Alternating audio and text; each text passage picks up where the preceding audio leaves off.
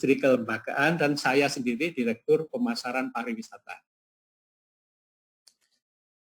Nah, ini yang saya ceritakan tadi, ini cakupannya kawasan pariwisata Borobudur.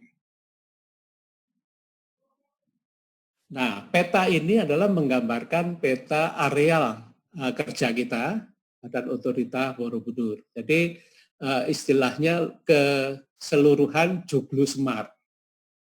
Ditambah satu lagi kabupaten yaitu Pacitan. Kenapa Pacitan ikut? Karena Pacitan itu termasuk di dalam gugusan geopark, mulai dari Bantul, Gunung Kidul sampai dengan Pacitan. Nah, geopark itu yang mengakibatkan mereka berada di kawasan koordinatif kita. Selanjutnya saya akan bicara digitalisasi ini outline-nya ini saya sampaikan supaya jangan sampai kita lari kemana-mana, tetapi bisa terstruktur dan terarah. Yang pertama terkait dengan latar belakang, yang kedua pariwisata yang tumbuh, yang ketiga ekonomi kreatif yang menjanjikan, dan yang keempat terkait dengan digitalisasi itu sendiri. Jadi kalau kita bicara latar belakang, dunia menjadi satu kota besar. Terus megatrend global, pertumbuhan wisatawan dunia yang menjanjikan, pariwisata dan ekonomi kreatif penyumbang devisa Indonesia. Mengapa saya katakan bahwa dunia menjadi satu kota besar? Karena apa yang terjadi di belahan dunia yang lain, maksud saya di benua yang lain, kita akan tahu posisi waktu yang sama, bersamaan itu kita akan tahu. Sehingga seolah-olah dunia itu menjadi satu kota besar. Nah, kalau selanjutnya latar belakangnya adalah megatrend global. Sebenarnya esensinya ini, megatrend ini merupakan revolusi industri 4.0, di mana adanya physical invention. Apa itu physical invention? Physical invention itu misalnya diketemukannya drone, diketemukannya cetak 3 dimensi, diketemukan macam-macam. Jadi banyak yang bentuknya fisik, penemuan-penemuan fisik.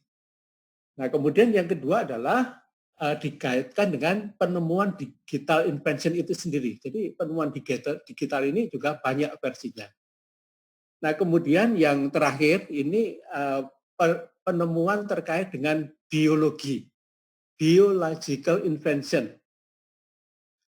Bagaimana Bapak Ibu sekarang ini makan semangka tanpa biji. Nah, itu juga merupakan salah satu bentuk rekayasa genetik. Itu juga menjadi megatrend global ini. Terus kemudian bagaimana kaitannya dengan kesehatan. Itu tadi contoh di gambar itu ada itu artificial kidney, ada artificial heart. Jadi berbagai macam bentuk.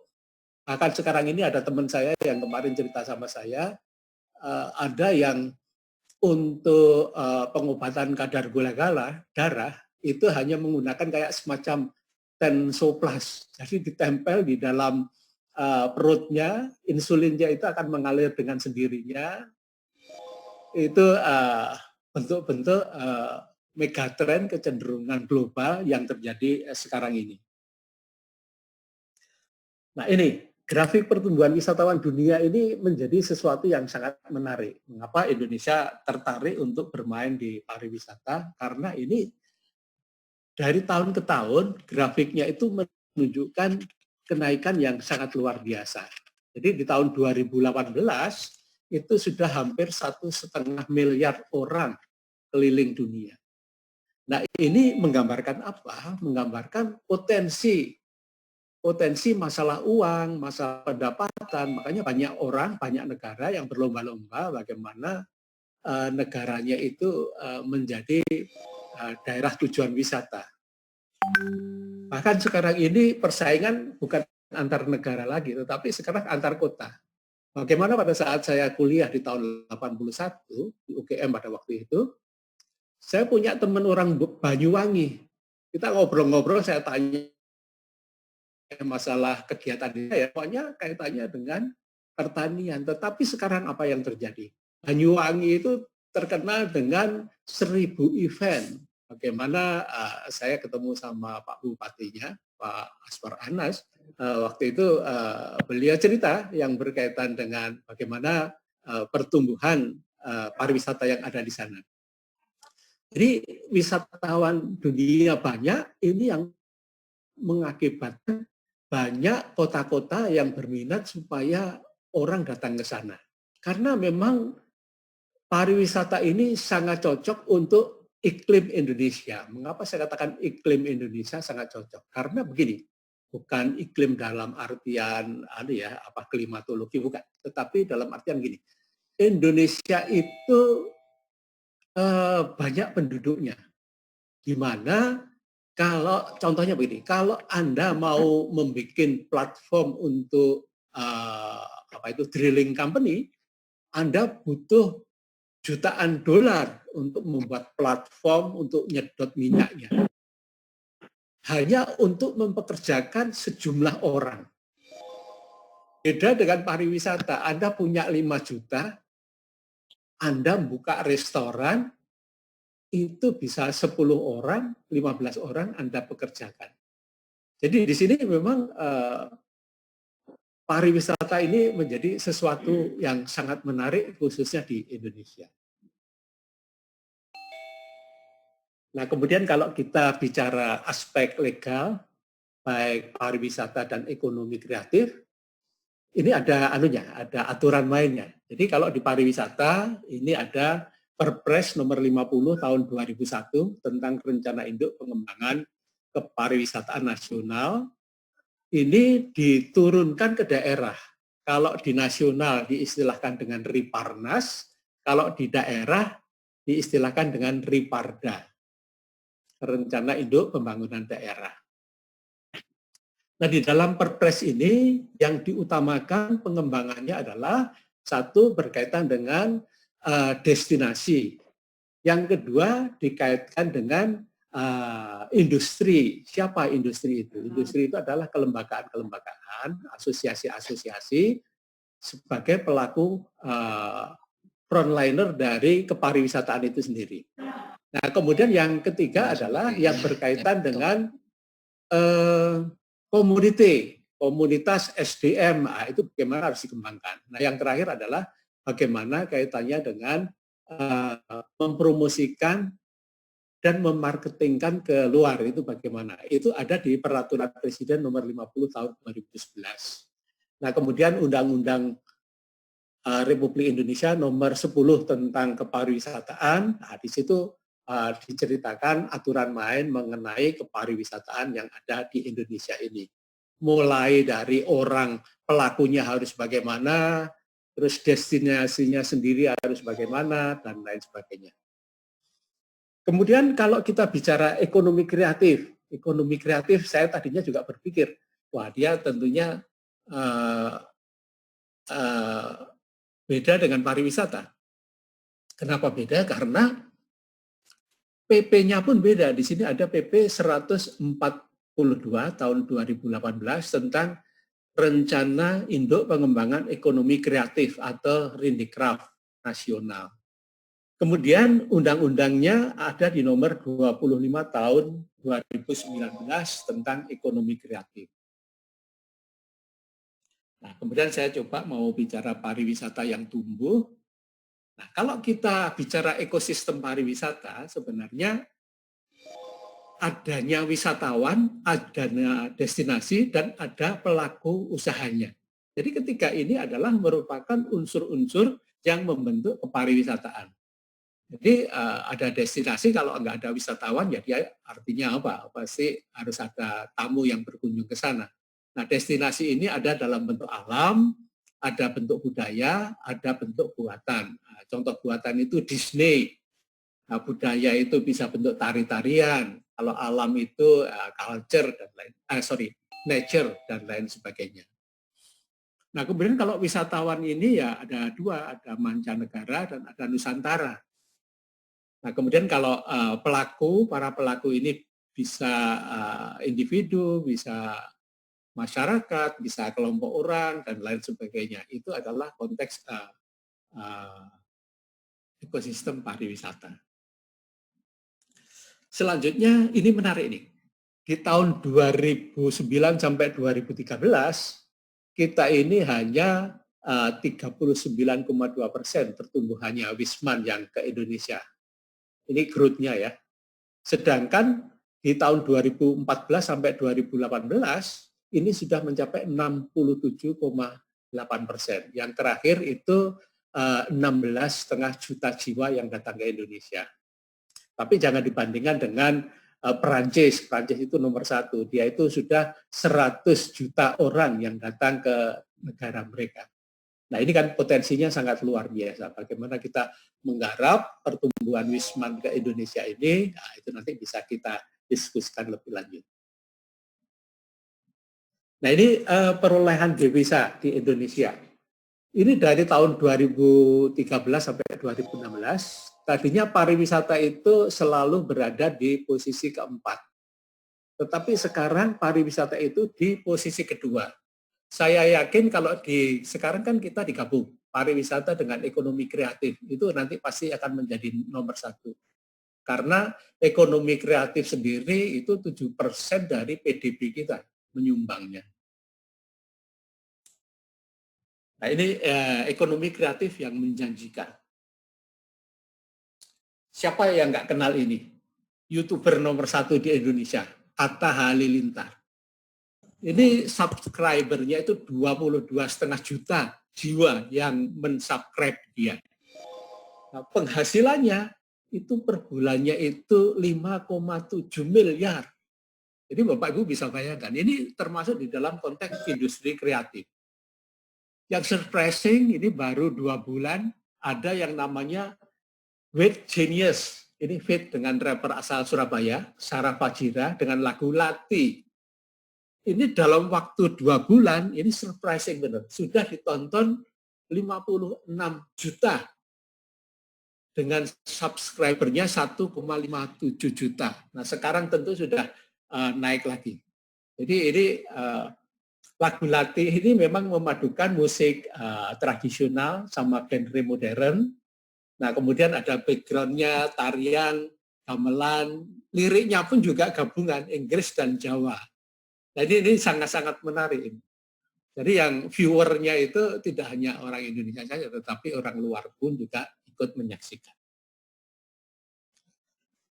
Nah ini tentang industri kreatif tadi, itu subsektornya ternyata ada 16. Itu mulai dari aplikasi dan game developer, terus kemudian ada arsitektur, desain interior, desain komunikasi visual, desain produk, fashion, dan lain sebagainya. Jadi esensinya di sini lebih ke apa ya, yang terkait dengan kreator, ya, orang-orang yang mampu menciptakan kreasi-kreasi, inovasi-inovasi. Jadi ini berkaitan dengan peraturan Presiden nomor 142 tahun 2018. Nah, sekarang ini fokus ekonomi kreatif yang sedang dikerjakan adalah satu terkait dengan kreatif sendiri, training dan education, karena memang pokok permasalahan yang dihadapi ekonomi kreatif itu sebenarnya ada 5. Yang pertama adalah berkaitan dengan bagaimana produknya menjadi berkualitas. Contoh sederhana begini. Orang Indonesia bikin animasi, orang Malaysia bikin animasi, orang Jepang bikin animasi, dan lain sebagainya. Mereka memiliki peralatan yang canggih, sedangkan kita memiliki keterbatasan mengenai pendanaan peralatan yang canggih. Nah, itu berdampak kepada apa? Berdampak kepada kualitas produk. Itu yang pertama. Nah, yang kedua adalah bagaimana untuk pengembangan pangsa pasar itu harus mampu yang namanya membuat eksibisi, pameran-pameran, baik itu nasional maupun internasional, yang harus kita selalu lakukan supaya ekonomi kreatif itu diminati orang, menjadi demam, sehingga banyak orang tertarik bergerak di bidang ekonomi kreatif. Yang ketiga, itu berkaitan dengan keagenan. Sebagai contoh, kalau keagenan itu ada sebuah band Nah, brand itu biasanya punya manajer. Nah, manajernya itu biasanya menjadi agen untuk menjual. Nah, kalau agen ini tidak profesional, biasanya akan kesulitan untuk menjual. Nah, kemudian yang keempat adalah berkaitan dengan pendistribusian, distributor. Nah, ini tentunya bagaimana dulu saya pernah kerjasama dengan iWeb, waktu saya masih pegang dunia fantasi, di mana iWeb itu mensuplai kita untuk film 4 dimensi.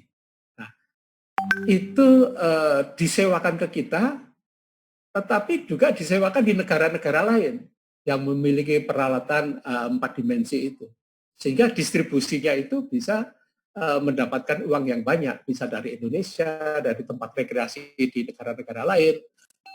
Nah, yang terakhir adalah permasalahan yang berkaitan dengan edukasi. Memang ini yang menjadi pokok permasalahan man behind the gun untuk ekonomi kreatif. Jadi di sini yang pertama creative training dan education itu bagaimana kita kembangkan, terus kemudian revitalisasi ruang kreatif dan fasilitasi sarana kreatif, ya ini yang terkait dengan tadi pameran-pameran, kaitannya dengan eksibisi. Terus kemudian yang tidak kalah penting adalah hak kekayaan intelektual. Nah ini banyak sekali kita punya produk-produk yang sifatnya kebudayaan yang banyak diklaim oleh negara lain, diaku produknya dari negara lain, karena kita tidak mematenkan. Nah ini yang jadi masalah adalah hal-hal semacam itu. Selanjutnya, ini yang saya ceritakan tadi, itu tahun 2018, angkanya mencapai 1.000 triliun atau 7% dari produk domestik bruto Indonesia. Dan ini diharapkan akan mengalami kenaikan di tahun-tahun berikutnya. Kemudian saya akan bicara tentang digitalisasi sendiri. Tentunya kalau digitalisasi itu ada platformnya, ini platform digital. Nah, ini saya cerita sedikit, berdasarkan survei 63% dari jumlah keseluruhan kegiatan traveling saat ini melalui dicari, dipesan, dan dijual secara online. Ini sudah 63%. Kemudian 50% dari penjualan online travel menggunakan lebih dari satu gadget. Artinya apa? Artinya orang itu menginginkan serba instan, tidak ribet. Nah ini esensinya di situ. Nah ini era revolusi digital, ini berawal dari perubahan sikap konsumen yang serba instan.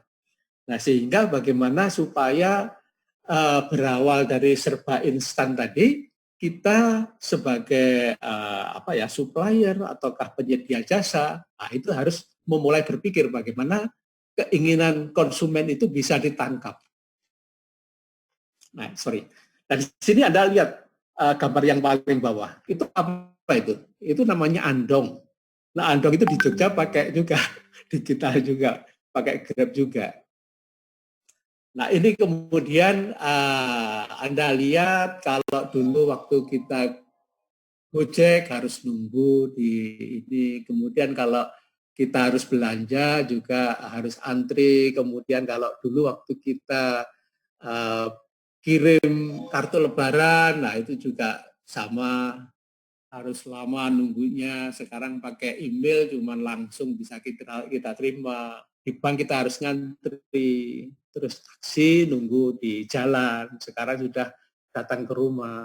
Nah ini yang menarik, payroll. Payroll itu dulu waktu zaman saya masih tahun 19 sekian itu meja yang nangani payroll itu memang bertumpuk-tumpuk data karyawan. Tetapi sekarang sudah dengan sistem digital ini sudah berbeda.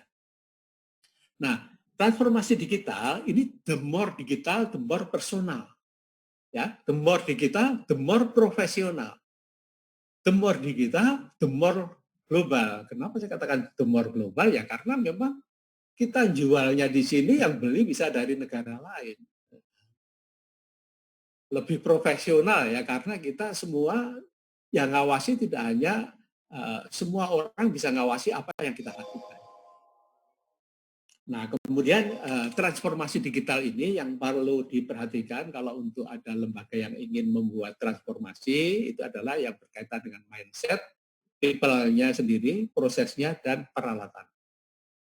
Jadi kalau transformasi digital ini bagaimana yang namanya mindset ini ya, itu harus start with core mission. Jadi kita harus stick kepada pemikiran.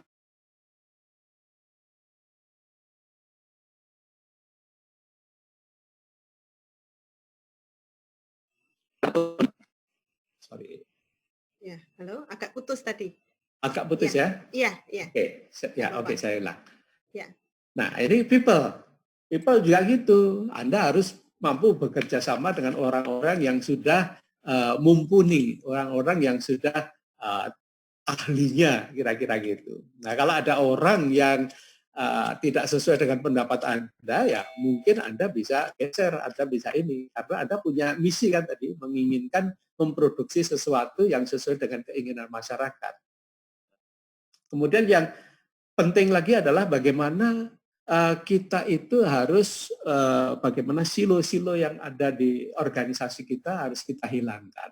Makanya segala sesuatunya itu harus secara transparan kita sampaikan. Nah, itu membuat semuanya bisa terlibat di situ. Nah, prosesnya itu ini ada beberapa, tetapi yang paling penting adalah masalah kolaborasi di sini. Nah, di dalam kolaborasi ini yang paling penting karena ini yang menentukan keberhasilan transformasi digital itu sendiri. Kemudian ini adalah toolnya, toolnya lebih detailnya itu di sini, bagaimana kita harus mempersiapkan staffnya, menyiapkan anggarannya, menyiapkan waktu, terus kemudian bagaimana kaitannya dengan sosial medianya, ada Facebook, ada Instagram, Twitter, terus masuk ke kanal YouTube, dan lain sebagainya.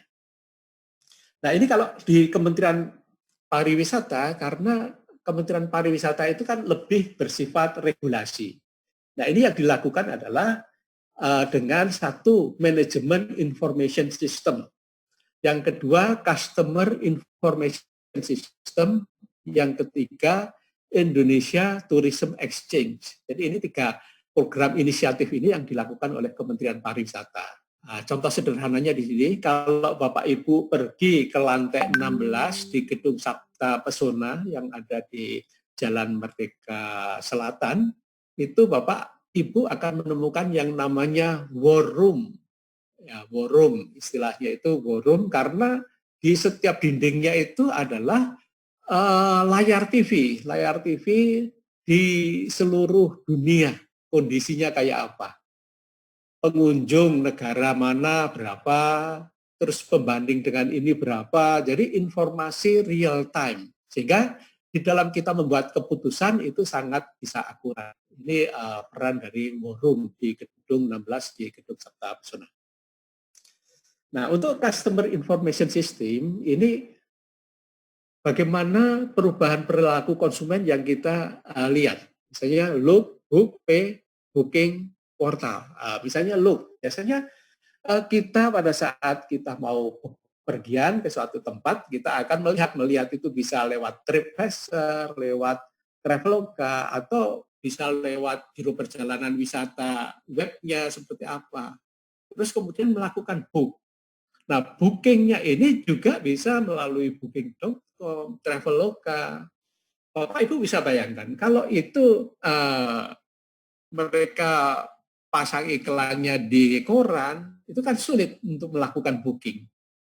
Ya kan? Nah, kemudian P-nya juga sama, bisa PayPal, bisa melalui berbagai macam bentuk transaksi yang online. Nah, kemudian ini ITX platform. Nah, esensinya adalah Kementerian Pariwisata ini memberi bagaimana antara penjual dan pembeli ini ada wadahnya. Bagaimana pesan kamar, bagaimana pesan tur, bagaimana pesan tiket, bagaimana pesan voucher, terus kemudian booking sistemnya seperti apa. Itu semua ada di dalam satu platform yang namanya ITX platform. Jadi Bapak Ibu sekalian, mungkin itu saya sudah setengah jam ini bicara, saya mohon maaf memakan waktu lama.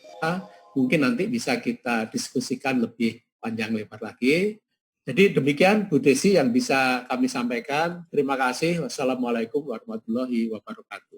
Terima kasih Bapak Agus Rokiardi. Ini kalau ada kita bisa tepuk tangan sebenarnya nih, kita tepuk tangan ini harusnya ini ya. Terima kasih sekali tadi insight-nya baik sekali dari Bapak Agus. Jadi kita kalau boleh saya beri summary ya, ringkasannya bahwa Badan Otorita Borobudur saat ini bergerak untuk memang bisa menjadi bagian dari koordinasi, sinkronisasi ya, rencana dan implementasi dari pariwisata ya, strategi pariwisata. Dan pariwisata di Indonesia itu sekarang itu growing sekali ya. Tahun 2019 kemarin sebelum corona ini sudah diproyeksikan untuk menjadi nomor 1 devisa pertama di Indonesia. Apalagi digabung dengan ekonomi kreatif yang tampaknya malah tidak surut sekarang. Kalau pariwisata agak surut, ekrafnya nggak surut karena dia punya platform namanya YouTube, namanya TV dan seterusnya yang bisa dia masuk ke situ. Kemudian tadi Bapak Agus juga menyampaikan tentang bagaimana kita atau masyarakat itu sekarang perlu untuk menjadi kreator gitu, bagian dari 16 subsektor dari pariwisata maupun ekonomi kreatif. Dan fokusnya dari pemerintah sekarang adalah adanya create, yaitu untuk kreativitas, training, education, dan juga revitalisasi fasilitas ya, berbagai fasilitas, kemudian mengencourage teman-teman untuk haki juga, dan juga ada hal yang kemudian disampaikan lagi, yakni tentang jika kita ingin masuk ke dunia online, kita harus mempersiapkan mindset, people, and prosesnya supaya segala proses atau customer prosesnya tadi dapat berjalan dengan baik ya. Misalnya tadi sudah dijelaskan bagaimana ada look, book, and pay gitu dalam customer information system yang perlu ditingkatkan lagi penggunaannya saat ini. Nah, teman-teman yang tertarik untuk bertanya itu bisa bertanya via chat. Nanti jika pertanyaannya menarik akan saya tarik untuk online video ya, supaya bisa menjelaskan lebih tentang pertanyaannya, supaya kita juga lebih interaktif. Monggo silahkan tanyanya di chat Zoom group chatnya. Dan sekarang terima kasih sekali Pak Agus. Kita akan masuk ke Profesor Suyoto. Dan beliau sebagai profesor di bidang informatika akan menjelaskan tentang Go Mobile. Ya, tadi sudah dijelaskan secara umum Go Digital, sekarang spesifik lagi Go Mobile, karena tidak semua Go Digital itu mobile, gitu ya. Nah, ini Go Mobile, jadi pengembangan industri jasa di era new normal. Bagaimana Go Mobile ini akan membantu kita nanti. Kepada Profesor Suyoto PhD, kami persilahkan. Monggo, Prof. Yoto. Oke, terima kasih Mbak Desi. Ya, terima kasih Prof. Ya, izinkan saya share screen ya. Ya, monggo Prof.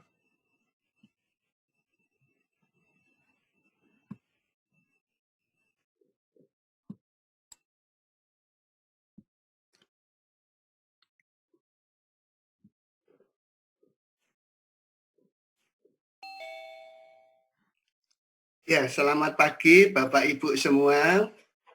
Salam sejahtera, salam sehat untuk kita semua. Izinkan saya membawakan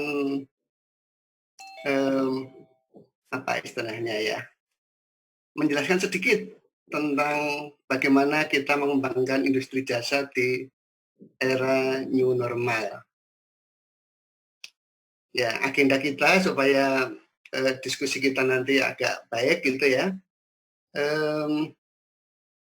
Sedikit ada pendahuluan, era percepatan, smart tourism, teknologi mobile dan pariwisata, peluang dan tantangan, dan nanti penutup tentunya sebelum penutup tentunya ada diskusi dari kita semua ya. Sebelum kita masuk ke intinya, ini ada sedikit definisi kecil yang mengarahkan kita semua, industri jasa yang akan kita jelaskan saat ini adalah merupakan kegiatan ekonomi. Jadi kegiatan ekonomi dengan cara memberikan pelayanan jasa.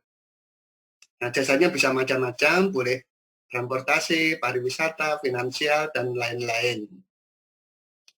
Nah, kalau tadi Pak Agus sudah membahas tentang pariwisata dan ekonomi kreatif, nah, di sini nanti saya akan membahas bagian teknologinya, jadi tidak melulu tentang pariwisata begitu. Ya, kalau sektor pariwisata tadi Pak Agus sudah menjelaskan semuanya.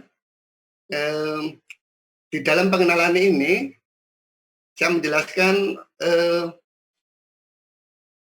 dari sektor pariwisata yang ada, bisa dipengaruhi oleh transportasi di dunia dan pendidikan, budaya dan sejarah fiskal, yang paling bagus mungkin nanti kuliner, infrastruktur, dan bagaimana kita nanti pemanfaatan teknologi informasi atau teknologi yang lain untuk mendorong sektor pariwisata atau industri jasa yang lain.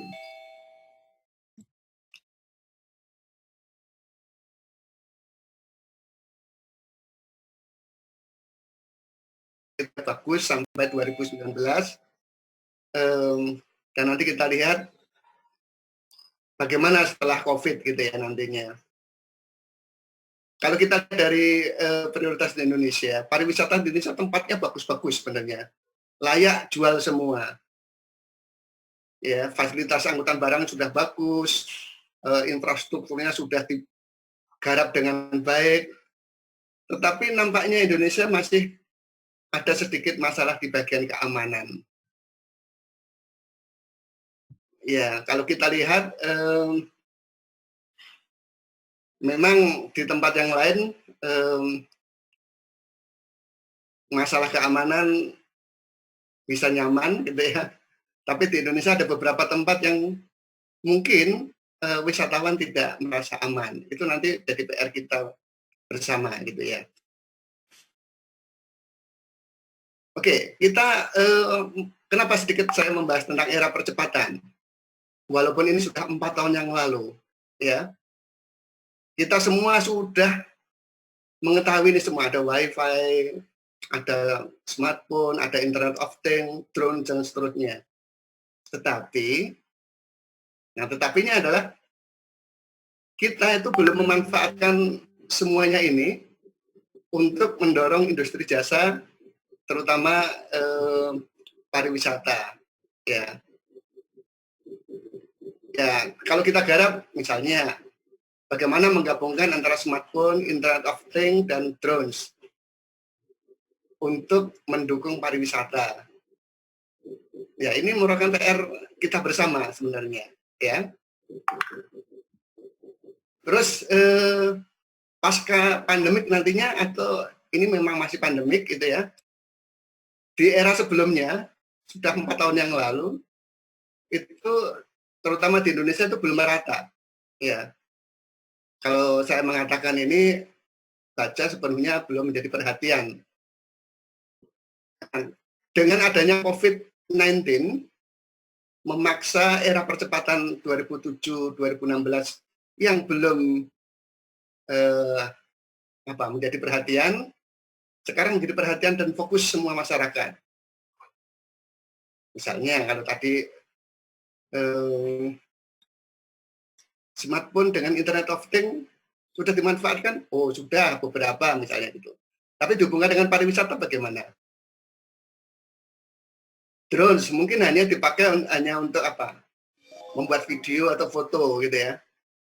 Tapi untuk era yang sekarang, teknologi drone sudah sangat maju. Bahkan baterainya bisa sampai lebih dari setengah jam. Nah, ini bagaimana memanfaatkan yang ada ini. Ya, jadi era percepatan 2007-2016 itu malah menjadi percepatan kita semua. Ya, jadi perhatian ini. Jadi mari kita melakukan lebih cepat lagi gitu ya. Kalau dulu merasa tertinggal, sekarang karena adanya COVID, ini menjadi tantangan kita bersama. Nah, kalau tadi Indonesia mungkin belum sepenuhnya memanfaatkan dengan smart tourism. Jadi kalau kita lihat pariwisata sedikit ya, walaupun tadi Pak Agus sudah menjelaskan, ini maksud dari pariwisata adalah kegiatan manusia yang melakukan perjalanan dan atau tinggal di daerah tujuan di lingkungan kesehariannya. Jadi kalau misalnya orang Bali tinggal di Bali, dia tentunya bukan melakukan wisata gitu ya. Jadi di luar ke lingkungan kesehariannya. Nah, kalau wisata cerdas atau pariwisata cerdas atau smart tourism, ini tentunya didukung dengan big data dan artificial intelligence. Jadi bayangannya pariwisata nanti dengan kegiatan pariwisata akan berjalan lebih baik dan memanfaatkan SDM pariwisata bisa secara lebih efisien. Dan tentunya orang yang berwisata menjadi lebih puas dan seterusnya begitu. Nah, kalau kita memanfaatkan tourism dengan menggunakan IoT dan tentunya nanti mungkin akan ditambah drone gitu ya, memanfaatkan apa saja gitu ya. Nah, ini semua sudah orang misalnya setelah turun dari bandara misalnya ya, ini di smartphone-nya langsung bisa muncul misalnya yang turun di Bandara Adi Sucipto Yogyakarta. Begitu dia turun membuka HP-nya, smartphone-nya, hidupkan langsung muncul wisata Borobudur yang bagus, wisata kuliner, wisata apa langsung muncul. Jadi tanpa dia membayangkan apa-apa langsung muncul, gitu ya. Begitu yang membuka smartphone-nya itu tahu bahwa oh ini dia tertarik dengan apa istilahnya Borobudur misalnya, informasi itu langsung bisa ditangkap oleh bagian bagian Borobudurnya yang menangani pariwisata itu. Terus bisa jadi posisi yang ini GPS-nya langsung bisa hidup dan bisa dipantau. Dia berada di mana dan seterusnya. Atau dia berjalan mau tinggal di hotel yang mana, ya, atau mau cari apa taksi dan seterusnya. Jadi ini semua menjadi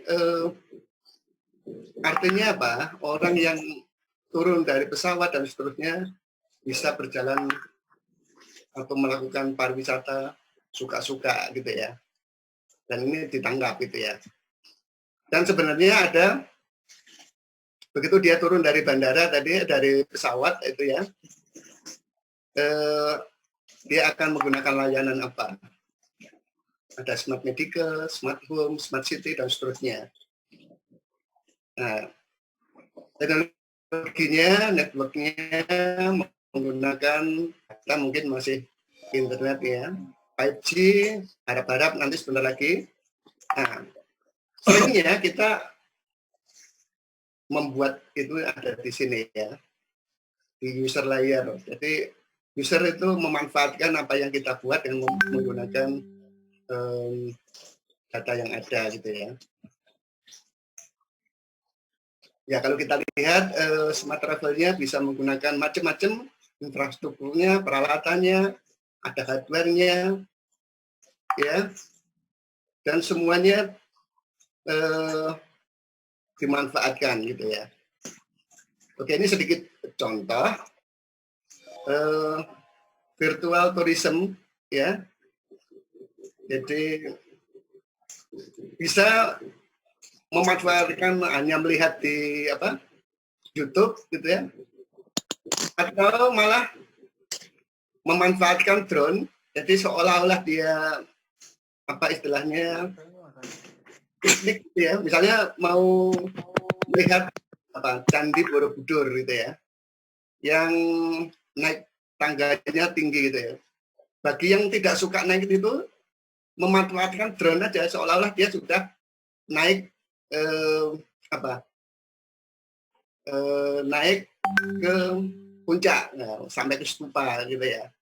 Tapi sejatinya dia nggak pergi ke sana, dia hanya memanfaatkan drone untuk melihat kenyataan realnya. Nah, kalau nggak hanya drone aja, dia hanya memanfaatkan virtual reality juga bisa. Atau kalau mau lihat misalnya pegunungan gitu ya, kalau kita nggak mau nyampe ke atas gitu ya, biar kena drone-nya yang pergi, orangnya bisa melihat. Jadi jalan-jalan, tapi yang jalannya adalah drone, bukan manusianya. Nah, ini teknologinya bisa kita laksanakan begitu. Ini kalau orang mengatakan, Pak kan bisa lihat Google Street ya. Jadi melihat Google Street. Tapi ada orang yang nggak puas ya dengan Google Street, ya. Bisa membuat aplikasi yang lain gitu ya. Dan ini adalah peluang-peluang yang harus kita jalankan. Jadi Google Street mungkin tiap 6 bulan sekali baru diupdate. Tetapi kalau kita memanfaatkan misalnya teknologi drone, bisa real time. Begitu orang datang, oh Pak, aku mau lihat Borobudur yang sekarang misalnya. Ya, drone-nya yang pergi, dia yang duduk atau lihat, itu saja boleh. Nah, pertanyaannya adalah siapa yang akan mengembangkan itu gitu nantinya. Ya, artinya apa? Peluang dan tantangan sekarang itu ada. Teknologi tadi sudah jelas berkembang sangat pesat, dan dengan adanya COVID-19 mengubah perilaku masyarakat dan ekonomi. Mau nggak mau juga harus memanfaatkan big data dan kecerdasan buatan atau artificial intelligence. Ya, dari ini nanti turis bisa mengambil keputusan berdasarkan teknologi informasi yang ada. Nah, tentunya dengan adanya big data, pengetahuan sosial dan kecerdasan manajemen, nanti paling penting adalah etika nantinya ya. Data-data itu diperjualbelikan atau tidak. Dan yang ini tadi, dengan teknologi yang ada, akses secara real time berbagai data, itu dapat menghubungkan titik-titik untuk memetakan sistem pariwisata yang komplit di Indonesia atau di luar Indonesia. Dan yang menarik adalah teknologi drone, virtual reality, dan IoT, Internet of Things, membuat pariwisata lebih mudah diakses daripada sebelumnya. Hanya masalahnya di Indonesia yang ini belum dikembangkan. Nah, siapa yang mau mengembangkan? Yang mengembangkan adalah ya peneliti tentunya atau mahasiswa yang akan melakukan penelitian yang ini. Oke, ini contoh yang dilakukan oleh mahasiswa Atmajaya Jogja. Ya. Untuk yang pertama ini akan dipresentasikan secara online di Inggris yang ini. Ya. Untuk yang ini pengembangan augmented reality untuk mempromosikan tradisional Indonesian food ya dengan menggunakan aplikasi mobile. Ini sudah publish istilahnya, tapi prototipenya sudah selesai, tetapi belum di launching gitu ya. Karena ini baru dikembangkan. Tentunya ini masih bisa dikembangkan terus gitu ya. Ini juga ada aplikasi yang dibuat lagi untuk berhubungan dengan marine tourism. Artinya apa? Pemanfaatkan augmented reality, untuk tourism, dan yang lain lagi tentunya masih perlu lagi. Ini belum dimanfaatkan apa? IoT belum dimanfaatkan, drone belum dimanfaatkan. Artinya apa? Peluang penelitian IT dan pariwisata dan turunannya yang lain itu masih sangat banyak. Nah, itu untungnya orang informatika adalah apapun yang terjadi, kita bisa membuat aplikasinya. Ya, artinya apa? Tengok kanan, tengok kiri, jadi aplikasi. Jadi kalau di sini contoh-contoh aplikasi mobile yang dibuat, ini baru sebagian kecil yang dibuat. Peluangnya masih banyak. Nah, publikasinya tentunya ada di conference, ada di jurnal. Ya, jurnal yang baik juga, Trade Scopus atau yang lain juga bisa.